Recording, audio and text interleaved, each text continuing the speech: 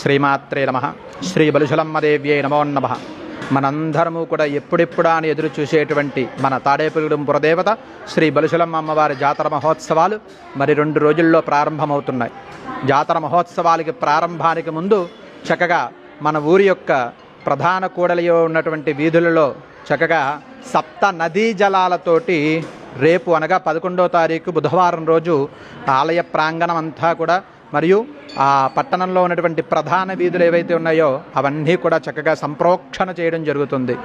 అమ్మవారు చక్కగా ప్రాంగణము అలాగే చక్కగా తాడేపల్లిగూడెంలో ప్రధాన వీధులు ఏవైతే 4 కూడల్లో ఉన్నాయో అవన్నీ కూడా మేము ఆలయం నుంచి డ్రోన్ల సహాయంతో సప్త నదీ జలాలతోటి సంప్రోక్షణ చేయడం జరుగుతుంది.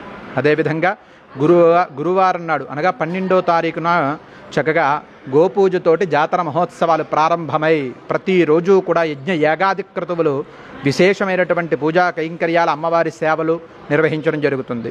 సాయం వేళ చక్కగా మనందరము కూడా తరించే విధంగా ఈ ప్రాంతమంతా సస్యశ్యామలంగా ఉండేలాగా చక్కగా బలిహరణ కార్యక్రమం నిర్వహిస్తాం.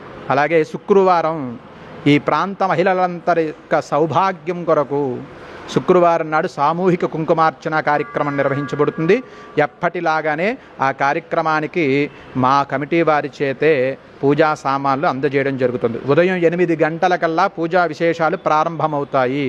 ఆ పూజలో పాల్గొనేటువంటి వారు ముందుగా ఆలయం వద్దకు వచ్చి ఉచితంగా మీ పేరును నమోదు చేసుకుని రసీదు పొందవలను. మీరు పూజకు వచ్చేటప్పుడు ఖచ్చితంగా రసీదు తీసుకుని వస్తేనే పూజలో కూర్చోబెడతారు. కాబట్టి గమనించుకోండి, శుక్రవారం రోజు ఉదయం 8 గంటలకి సామూహిక సౌభాగ్య కుంకుమార్చన పూజా కార్యక్రమం ప్రారంభమవుతుంది.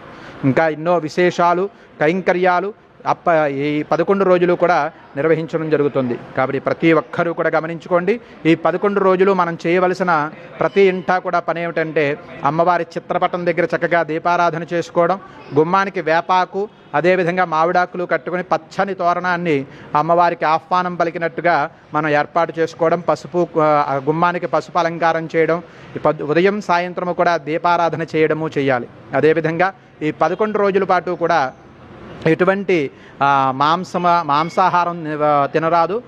కేవలం 22వ తారీఖు నైవేద్యం పెట్టుకున్న రోజు మాత్రమే ఆ అమ్మవారి యొక్క ప్రసాదాన్ని స్వీకరించాలి. 22 నుంచి యథావిధిగా మీ నిత్య కార్యక్రమాలు చేసుకోవచ్చు. అయ్యా గమనించుకోవాలి, మరొకసారి చెబుతున్నాం, కేవలం ఈ 11 రోజులు శాకాహారం మాత్రమే భుజించాలి.